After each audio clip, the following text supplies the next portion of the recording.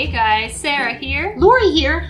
Welcome back. Oh, I don't know where that came from. I'm not having a voice. Lori here. Welcome back. I feel like another episode started this way. Yes. Welcome back to the Mindful Witchery Podcast.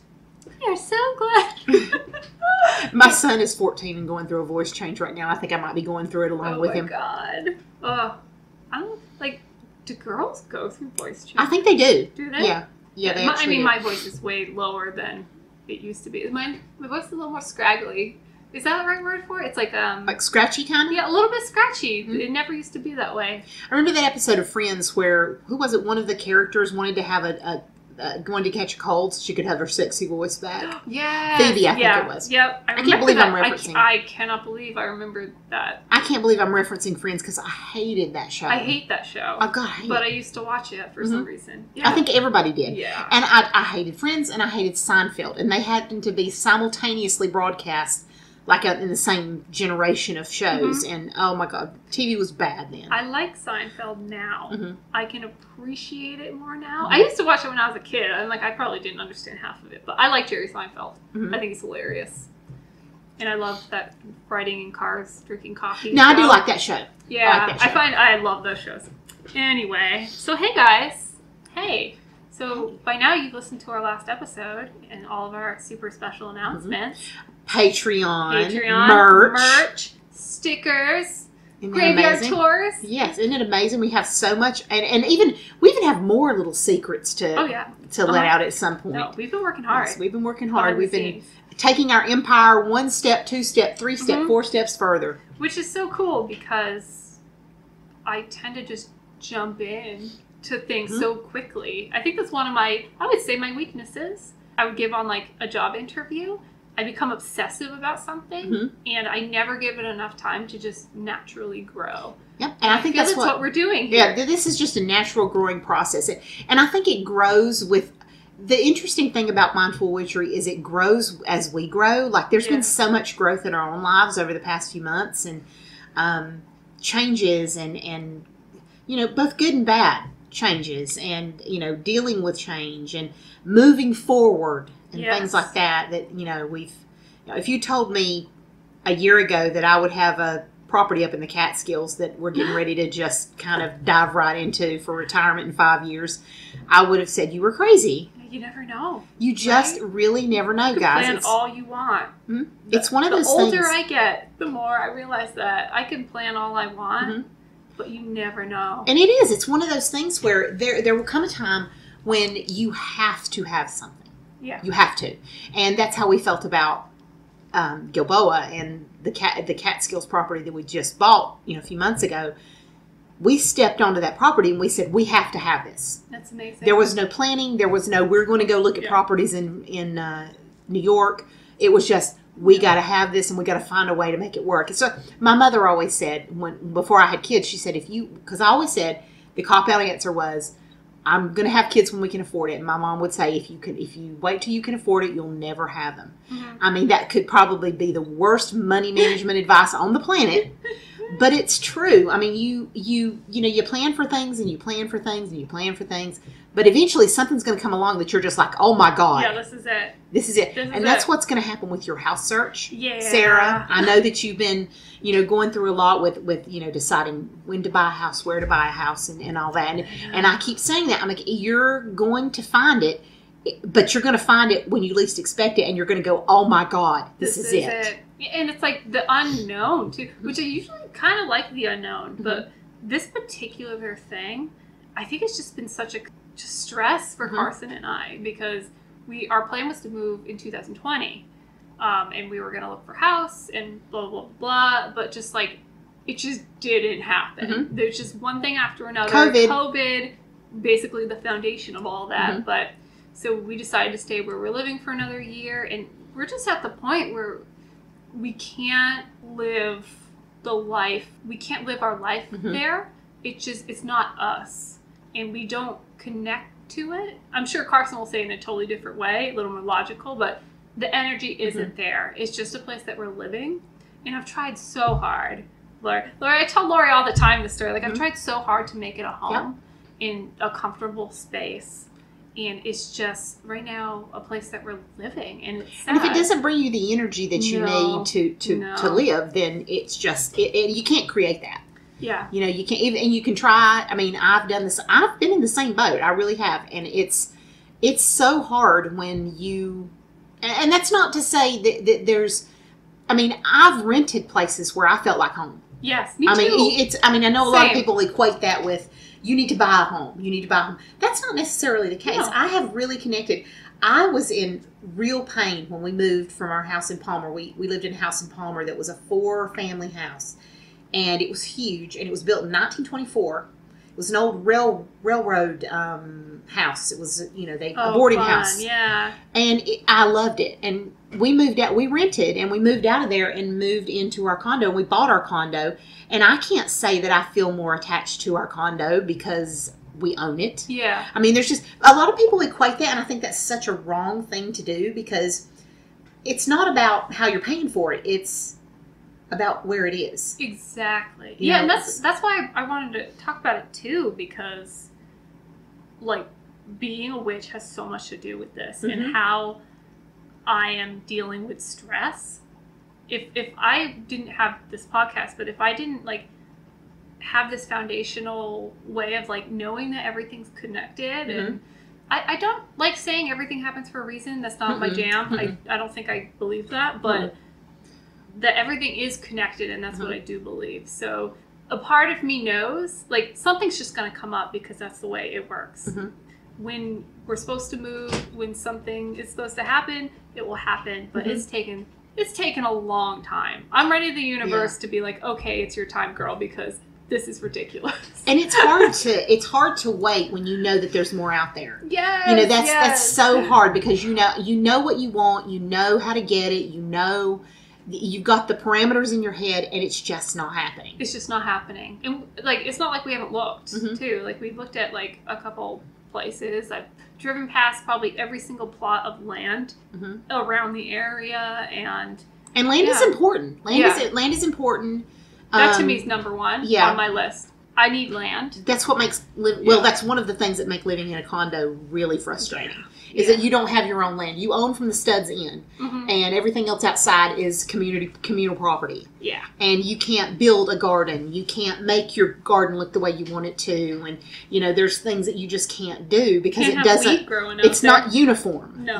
It's not uniform with the rest of the community. I love your house though. Well, we've tried. It's full of. It's homey. It's full of stuff. And we are extremely lucky because we live in a condo. We live in a duplex next to the greatest neighbors of all time. Hi, Kate. Awesome. Hi, Quentin. Hi, Luis. You guys are great. And the best dog. Oh, my God, their dog. Yeah. Oh. Bao. It's very cute. Bao. I'm Bao's auntie. Yes. That's such a great name. But, I mean, we lucked out because I know there's situations where people live in apartments and condos that end up with neighbors from hell. And, I mean, I thank goodness every day that I don't live next to some of the people that live in this neighborhood. Yeah. This is the most miserable neighborhood. But my neighbors right next door make it so much easier to live. They're wonderful, wonderful, wonderful people. Yeah, that's such a part of it, too. It's just like what you consider home is the energy, right? So it's like there are even parts of the world that the moment I'm there, I feel at home. And I know what it's almost like because I know what that feels like, I've experienced it many times in my life. I've yet to feel that where I'm living, and I've tried because I'm like, I'll give it time. I've been learning patience, and a couple years is too long to be patient. So I think Carson's starting to lose it too. I try not to like nag on him and be like, well, it's good. It's good that you're not both in different places, though. Yeah. I mean, because that can be hard when you got the partner who wants to stay and then you want to go. It's tough, but at least you guys are in the same place. We are all on the same page, and it's frustrating. It is. We know like the ins and outs of things. As of right now, there's nothing. There's no, like, clue to what's going to happen, which is exciting, but it's okay. I'm ready. I've been stuck at home for a year in a place I don't really feel at home at, so I think I'm losing it, Lori. Well, you have made it very, very nice. It's a very cute place. It's really, really super cute, and it does have you written on it.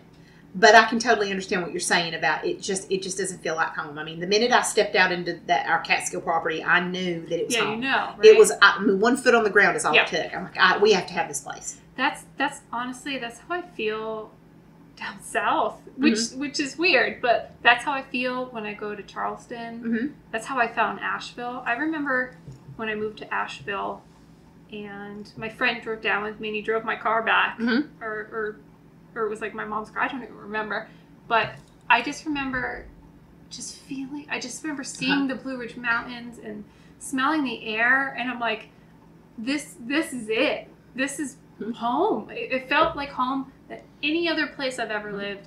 I feel the same down in Charleston. I felt similar in other parts, but mostly down south, which is so weird to me. It's so weird because I'm very New England, but that's where my heart lives, and I think it always will. That's so funny. I've had people tell me that I'm more New England than they are, and they were born and raised here. You are way more New England than I am. Pretty provincial in that way, you know. But it's when you find your home, you know immediately. And for those of you who haven't had that opportunity, it's a really fundamental, earth-shattering experience when you find home. So it's like, I guess the question is, I'd love to talk about this. It's like how to create, if you don't have that feeling of home, what are ways you can do to create that? Like little snippets of that for yourself. If you're in a place that you don't feel comfortable, or in a situation you don't feel comfortable, especially from like a witchy perspective. Like from witch's point of view, it's really different. I mean, we rely so heavily on energy. I know that my husband Roger really has a tough time with me because I rely a lot on energy. Where we go, I read the energy in the room. It doesn't feel right. This doesn't feel right. We have to go. Yeah, you know. I get the same way. Sometimes I'm just like, nope. Yep, nope. That's a big nope. Nope. And we were really fortunate that when we found our property that we both loved it. You know, and it's like I've kind of been writing down things like finding a home for a witch. And it's really hard because every little detail has to be considered. Oh, most definitely. And, you know, when you move into a place or you are building a place, everything matters to us as witches. Yes. Every little thing, every little feng shui, every little thing matters to us because energy is energy's our jam. Yeah, and different people connect with different things. Yeah. Like ours is we need a lot of land. Other witches live in the city, you know, and they need that, almost like that thing that I think is chaos. They need that. That's their, like, it's their jam. That's their jam. And I look at how, you know, I always think of it, if what could you take out of my house that would be extremely uncomfortable for me not to have? And kind of looking at what's important to me in terms of a home. And I know material things aren't everything, but there are material things that matter, that speak to you, that you know, things that you have in your home that speak to you. I mean, without my crystals, my home wouldn't feel like home. My rocks, my minerals, it would feel weird to me to live in a place where I didn't have this. I even take, like I know when we go on a trip to North Carolina, I take a bag of crystals with me. In a hotel room, I set them up, you know, I mean, there's so many purposes. It makes, and it allows me to make what is not home. I 100% agree. I can tell you right now there are about 4 dozen crystals buried up in the Catskills right now on 8.5 acres in Gilboa. You know, because I know that's what makes me, the energy from certain crystals makes me feel at home. Yeah. You know, but it's not all physical. But crystals create an energy. Yeah. If you believe in the whole crystals are my jam. So, if you believe in the energy of crystals, it's beyond their material being. It's their vibration, it's their energy, and what they bring to the table. Most definitely. So, to me, that's what is one of the things that makes me as a witch feel at home in a space is that, and the clearing of bad energy and the bringing in and the immersion of the good energy, whether it's through saging or whether it's through crystals, however you want to look at it. Yeah. There has to be some way and we have to know the ways to alleviate bad energy and bring in all the good energy we can into a space. And I think that's so important. And a lot of people look at that and I've given sage and crystal packets to people that live near me before as a welcome to the neighborhood present. Fortunately, my neighbor believes in the same woo that I do, so she goes with it. But then I know a lot of people look at it and go, oh, I have one of those neighbors. Yeah. But whatever, I think that whatever's going to make your space feel comfortable, there has to be a way to bring good energy to it. And witches know how to bring good energy to a space. Yeah, and I feel like you already, even if you're like, you're questioning, like, if you're in a situation similar to me where you don't feel home at home, like you're saying, there's things you can do. Surround yourself by things that make you happy. And it's not all about things. However, it is. Yeah. Because things are part of your life. Things are part of who you are. Things are part of who you are. Things are what you work for. And I get so pissy about, like, it's just material, all those little sayings, like, oh, like, it is what it is. You can't take it with you. You can't take it with you. Or, like, home is where the people you love are at. No, that is so wrong. And, oh my God. Anyway, let me get off my pedestal. For me, it's plants. Yeah. If the house was not full of plants, I think I would lose it. I would literally lose it because not only does it help purify the air in my old New England house, but it's just sitting in my living room is my solace. That's where I feel my house is most my house, because it holds, like, the energy there is very different from the rest of my house. And I just feel like such peace, and I just look at my plants, and I connect with nature. I connect with the earth. Oh God, I wish I could be sitting outside in the sun right now, and not having that, and not having a yard, not being in a quiet environment, which is also huge for me too. I need quiet, unless I'm the one making the noise, blasting Freddie Mercury. That's on me. That's what I need to do. And I also can't do that. You have neighbors. I have neighbors. Yes. Fun. I can't do a lot of the things I do to help be myself. Right. One of those things is blasting music and dancing around my house. Cannot do that.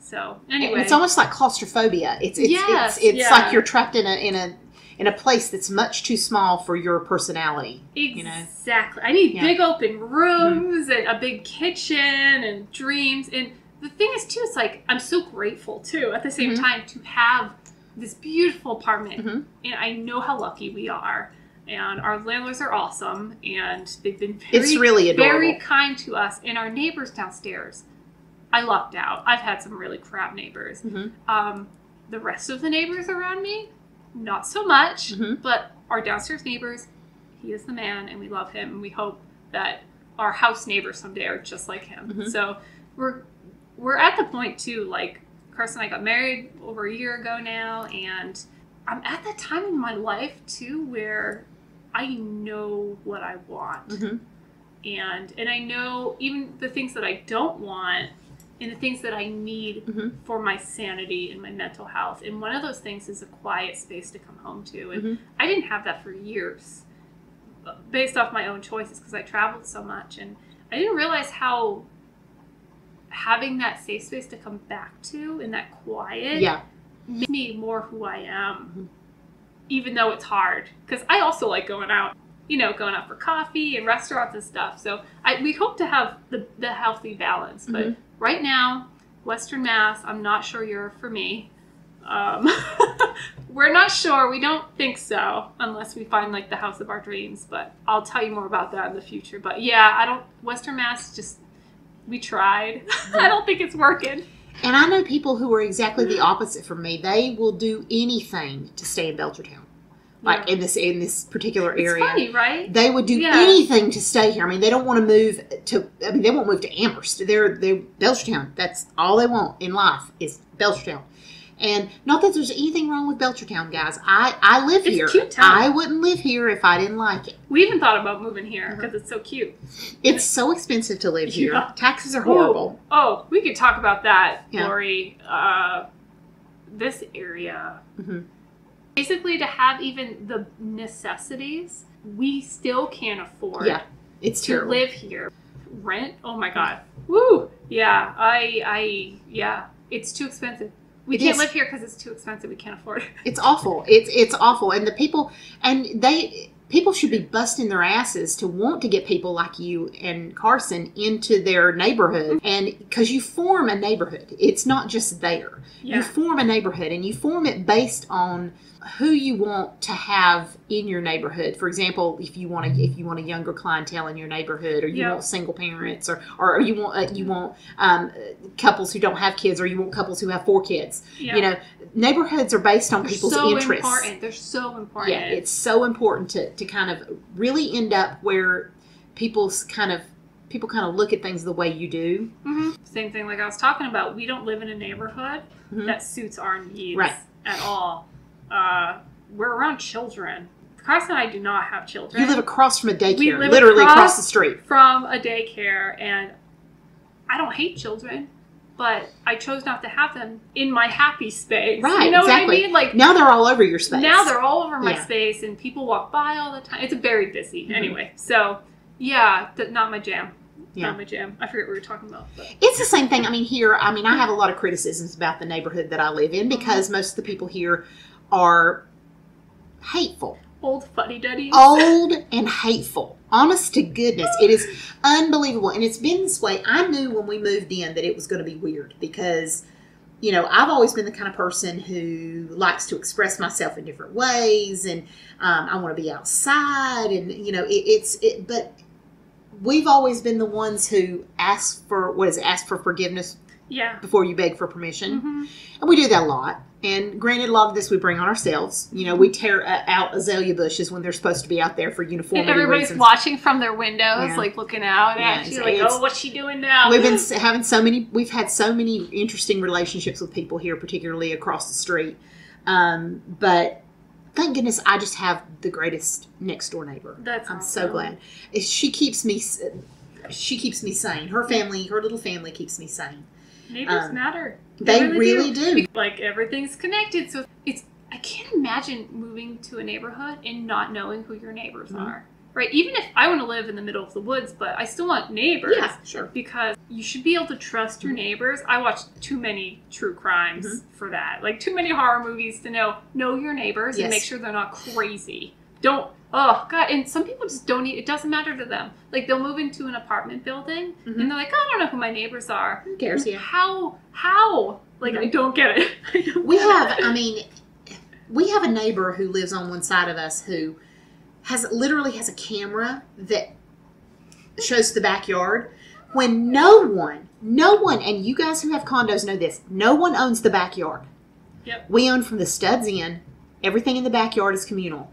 Don't let me see that camera on my kids. That's weird. That's weird. That's weird. I'm sorry, but that is weird, and there's no reason for it.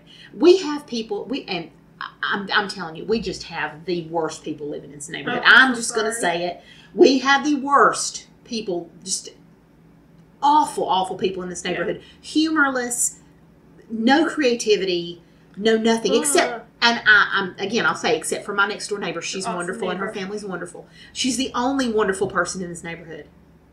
And maybe the couple across the street that we've known for forever. But other than that, I look forward to when I know there's a few people across the street who they leave in the winter. Ooh. And I wait for that day. I literally am just... I'm usually the first person who will bust my butt for you. I'll go outside and shovel your snow.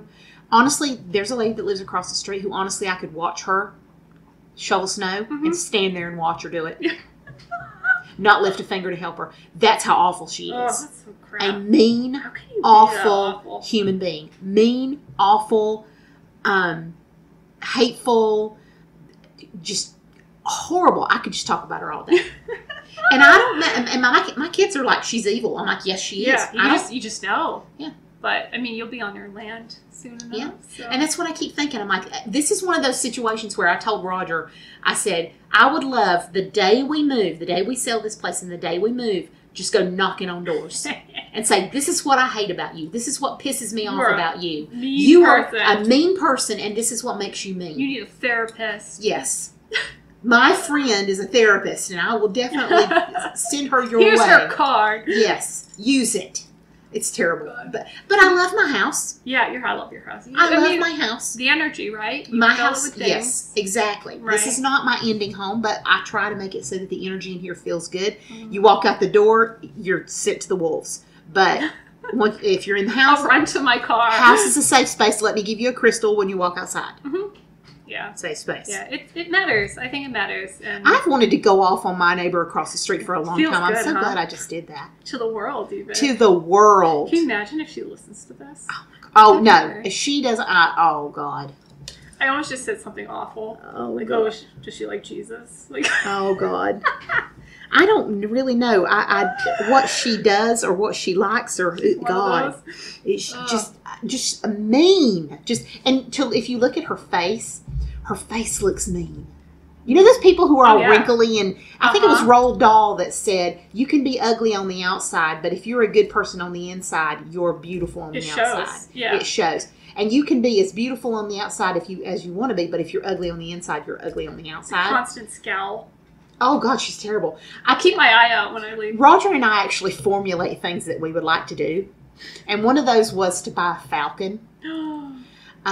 And learn how to learn how to work with predatory birds and sit on the roof and release the falcon on her when she comes out the door and her not know where the falcon is coming from. Oh, my God.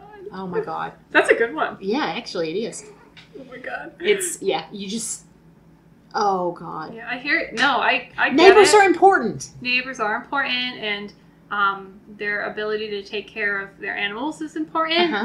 Talked about that before, and that situation is still the same. But that's why I'm totally one of those people who I want a freestanding house.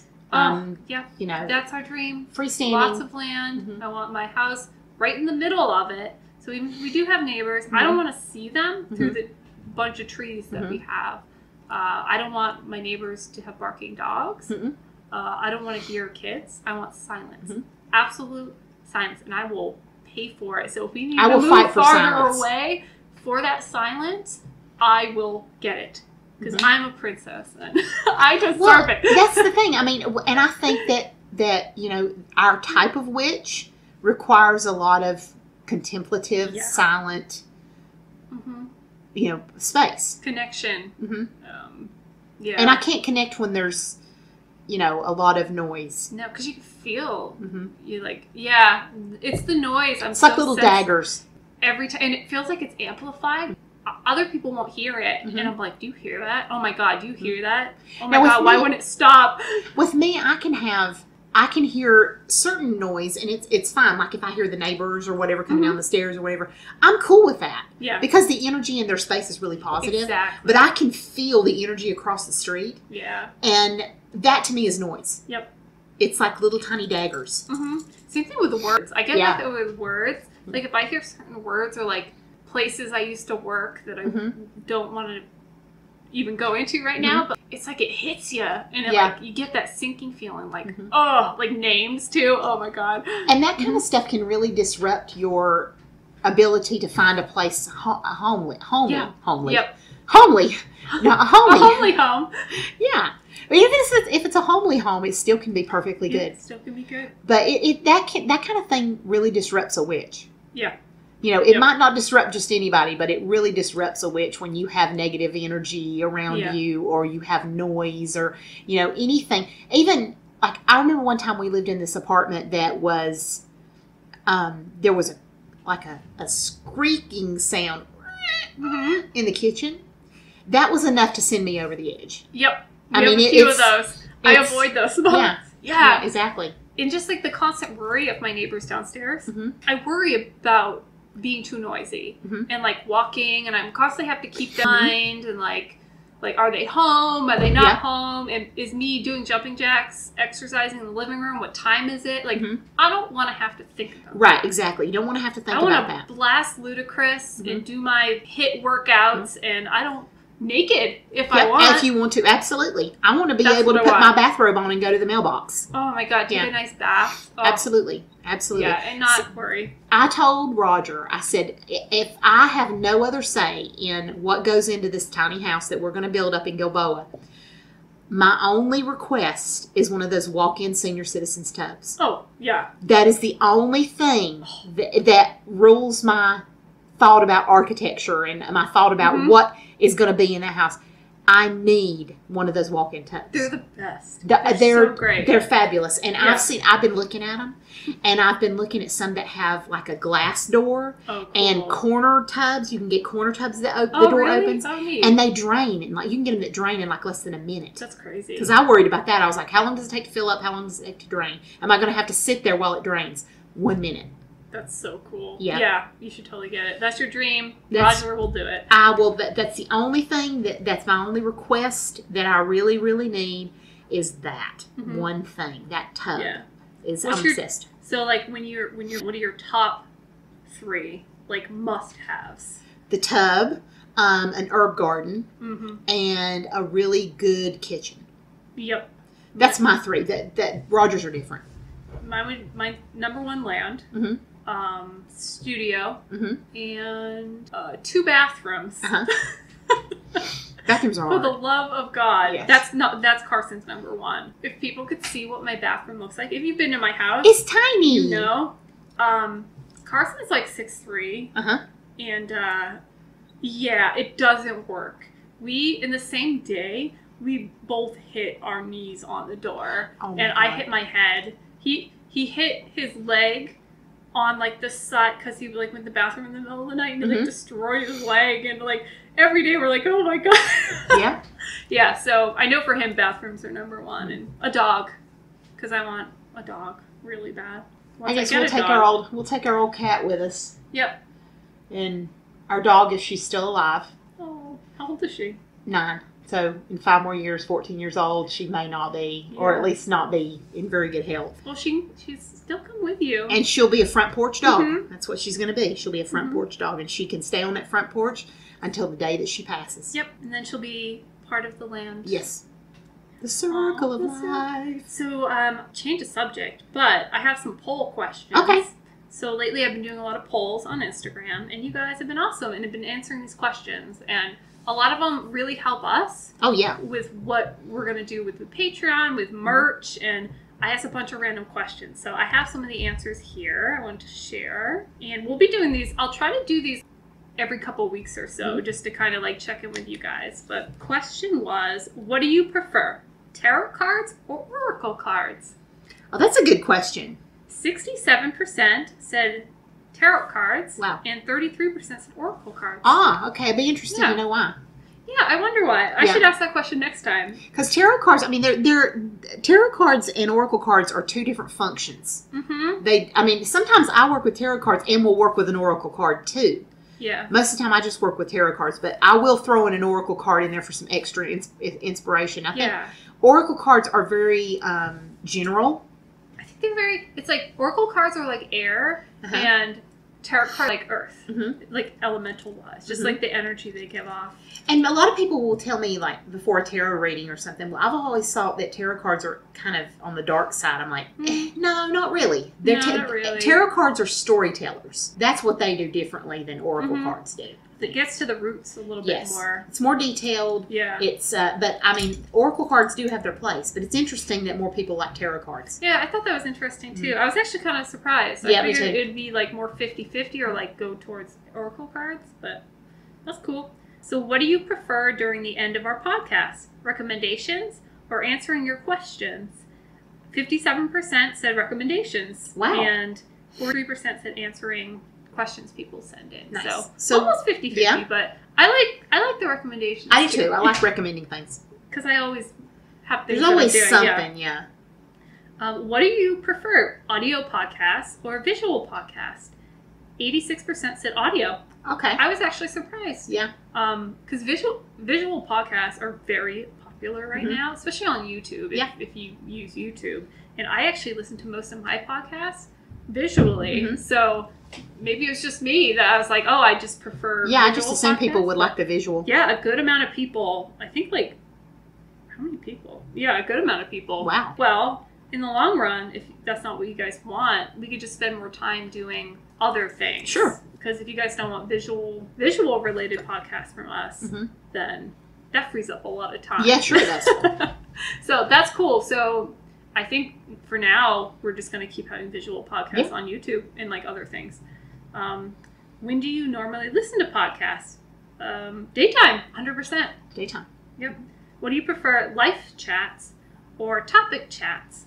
And 57% said life chats, and 43% said topic chats. Mm-hmm. I like our life chats too. I do. I like our live chats. I'll be honest, the topic chats are a little harder for me. Same. Because I feel like they're so focused, and I'm sitting here with my notes, and I'm depending so much on my questions and my notes that it makes me feel weird. We have a lot to say, and I think we're able to say it better when we don't have an agenda. I mean, it's nice. I love the fact that we have guests on and stuff. Mm-hmm. But to me, it's more formal. Yeah. And I think it's harder. It's harder for me. Yeah, and I think like too, the way I work is if I get the basics. This is how we run our workshops too. It's like if we just get the basics, as soon as like we're in the mode and we have that information, it's easier. Yeah. To just like freeform it. Like, yep, absolutely. Yeah, especially teaching classes too. That's kind of how we do it. Yep. Because it helps you be more flexible. Because it's hard because when we do, I mean, we've done really planned out lesson plans for classes, and it's harder. It's a struggle. It's harder. It's too rigid. Just not the way that works. What do you prefer? 80s rom-coms? 80s rom-coms or 90s rom-coms? Romantic comedies. 43% said 80s. 60% said 80s. 40% said 90s rom-coms. Wow. What do you prefer? I would have to say 80s because that's where I grew up. I say 80s, even though the 90s has a special place in my heart, but I think 80s. What do you prefer? Behind-the-scenes videos or witchy how-to videos? 57% said witchy how-to videos. 43% said behind-the-scenes. I thought that was super. So this is the type of stuff that we like to know. Yeah, this is the stuff that directs our intentions. We offered an online retreat. What would you prefer? Meditation and mindfulness or witchy related? It was 50-50. Wow. So that means you could do a little bit of everything, which mindful witchery works. What season do you feel the most yourself? And I'll just read one. And she said, every season brings out a different part of me. Oh, nice. I like this question. Somebody else, another witchy person I follow, asked this question, and mine would be fall. Mine's definitely fall. That's when I feel most myself. When I feel least myself, I would say end of winter into spring. I actually don't like spring too much. And it's a weird transition. From winter to spring is a really extreme change. Long. Yeah, and it's a long transition. I mean, you got to go to mud season, and then finally the little blooms come out on the trees, and then there's more cold, and it's not quite as defined as summer to fall. No, we have other seasons here, mud season and stick season. Yep, stick season. Oh yeah, we have way more than 4 seasons here. What do you prefer, morning or night? 50-50. Wow. Yeah, 50-50. I'm morning. I'm a morning person. It's hard to say. I think I'm kind of both because I get that morning energy when I get up, but then I get a second wind around, 3 o'clock, 4 o'clock, something like that. That's when I'm gone. Once 3:30 hits, I'm like, I'm done. But lately it's actually been better. I've been able to stay up later, which is cool. I'm usually falling asleep at like 7. Yeah. What would you do if COVID vanished tomorrow? Live comedy. I'm going to say his name, Kyle Seeley. He's so funny. He's a friend of mine. I hope to have him on here. But he does stand-up comedy. Oh, gosh. And he actually has his own podcast, too. I will post that link under, if you're listening on YouTube, I'll post that below. Oh, my God. I can't think of it right now. Oh, God. I can't think of it right now. I even did his, logo. I'm the worst. So the other one was make out with everyone. Oh, my God. That's funny. What would you do? Gosh, you know what? I really miss hugs, so I would probably do a lot of hugs that were awkward. Do a hug round? Yeah, because I've already told people, I'm going to hug you and I'm going to make it weird. Just so you know, it's going to be a long hug, longer than is comfortable, and it will be weird, so I'm telling you ahead of time. That would be what I would do. Not film school. Oh my God. Okay, so Kyle, not film school. I will post that below if you're listening on YouTube. So... I guess me now.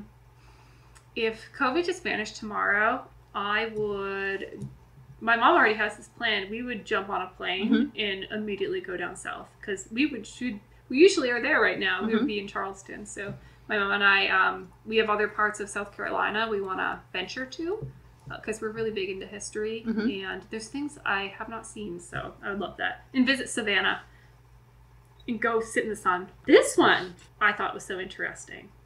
What do you prefer in a tarot deck? Words on the cards or no words on the cards? 3 people voted for words on the cards and 2 people voted for no words.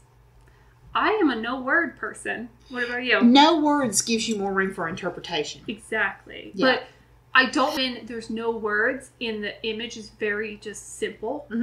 To me, if there's no words, there should be more, kind of like a Where's Waldo. Like there should be more involved. To me, that's what I like. I mean, as long as the words are just identifying like the ace of swords. Yeah. If that's all it says, if that's all it says, but I also have ones that like, it says other things on it too, and I don't like that. Yeah, I don't like that either. I want to be able to open it up for interpretation. That's why oracle cards aren't my jam. Yeah, I like them for meditation. That I will use because it helps me give me something to focus on. Like Amanda's cards. I love those cards. Oh, they're beautiful. Do you follow us more on Instagram or Facebook? 100% said Instagram. Wow. Which I kind of thought anyway, I gathered. Like, I'm such an old fogey. I just am, and it's been so hard for me to understand how to use Instagram the right way. Like, I don't even know how to get from the Mindful Witchery page to my own page. Like, I don't know how to switch. It's okay. You know, honestly, they changed a lot. They just changed a bunch. So I know it's a learning curve. Definitely. I've just been using it for years. So I go back to Facebook because it's to me, it's what I know and it's safe for me. Like I just know how to do everything on there. So yeah, and I haven't been on Facebook. So Laura's been running the Facebook Mindful Witchery. I feel so bad, but I posted on Instagram, so it just goes straight to it's perfect. So the last one was, what do you prefer? Blogs, like written blogs, or vlogs, are the video vlogs. And 100% said vlogs. Wow. Which is what I gathered too. I think blogs are the way to go now because, like, I feel like with blogs are great. The ones I've tried to read, most people don't sit there and read the whole thing. Like when you're looking for a damn recipe and you have to tell a damn story for like 20 minutes and then I have to scroll down. And every picture shows every stage of the recipe. It drives me insane. I don't care, Karen. I don't care about your kids. And then, like, her kid's, like, licking the spoon. No. Give me the recipe first. If I wanted to know more about you, then I would scroll down. Yes, exactly. I don't care about you, Karen. Don't care about you, Karen. I just want the recipe. I love it when you have those that will say, print the recipe at the top. Thank you. I'm like, woo! Yeah. Yes. So, that's why I love vlogs. And they're awesome. And I agree. Yeah, I think that was it for the polls. That's great. I had a fun time with those. Yeah. Oh, there was a couple I did a couple weeks ago.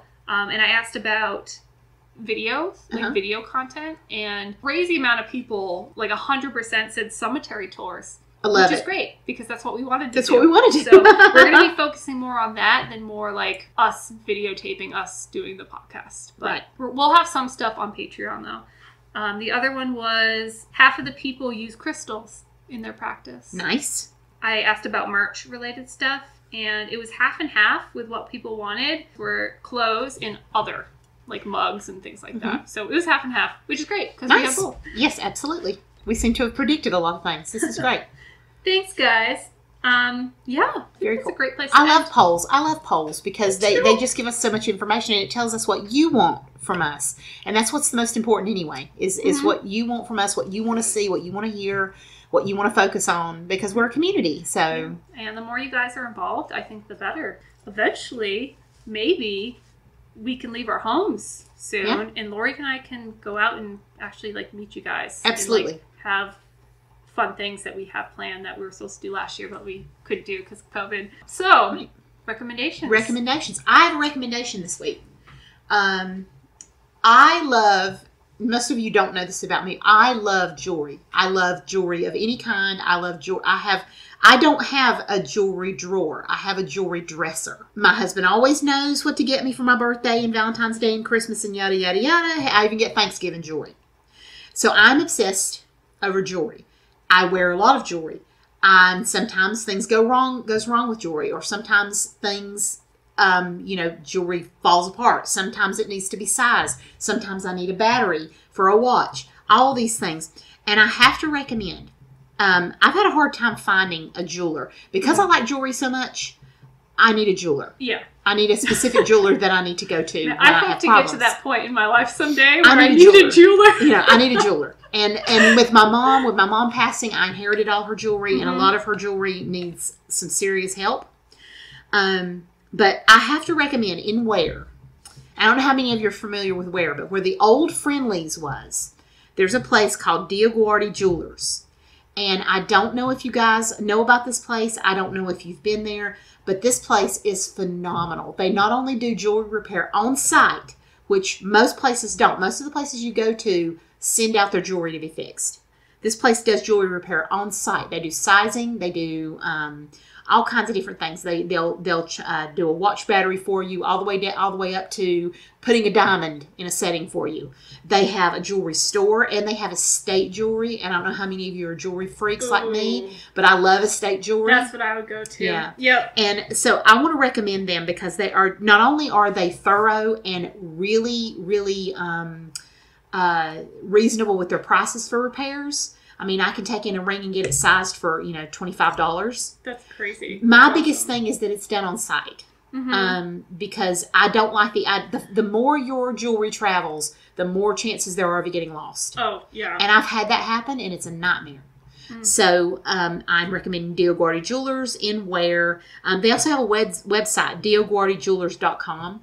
So if you're a jewelry freak like me, go visit them. They have reasonable prices. They're very, very kind people. It's a family-run business. It's a local business. There's only one of. I really highly recommend them. Awesome. So that's my recommendation. Not sponsored. Not sponsored by them, but if you want to sponsor us. I'm pretty sure we have to legally say that. Yeah. Not sponsored. Not sponsored. But they're great. They're fabulous. So I have a recommendation, a book I recently finished. I am currently taking sci-fi English class. And this was a reading for that, and it's honestly one of the best books I've ever read. I read it in 2 days. Oh, wow. That's a record. I've never done that before. It's called Station 11 by Emily St. John Mandel. And it's a sci-fi, obviously, but it is so beautifully written, it's hard to put down. Oh, wow. And it takes place after a pandemic happens, but it takes place as if it happened now. Oh, yeah. And without giving too much away, it basically uncovers a lot of the intricacies about how everything's connected and how people are connected. And it's probably why I loved it so much. It just it's a beautiful story. It pained me to finish it. I was enjoying it so much, but it's kind of scary at the same time. It really tugged on my heartstrings a little bit, but yeah, Station 11 is my recommendation. I think it came out only a couple years ago, but she won a ton of praise and awards for this. I think what's it called, the guy who wrote Game of Thrones, J.R.R. Martin, even he has a quote on there saying, oh goodness, I feel like I had something else to say, but I don't remember. I have one more recommendation. Yeah, one more, and this is a movie.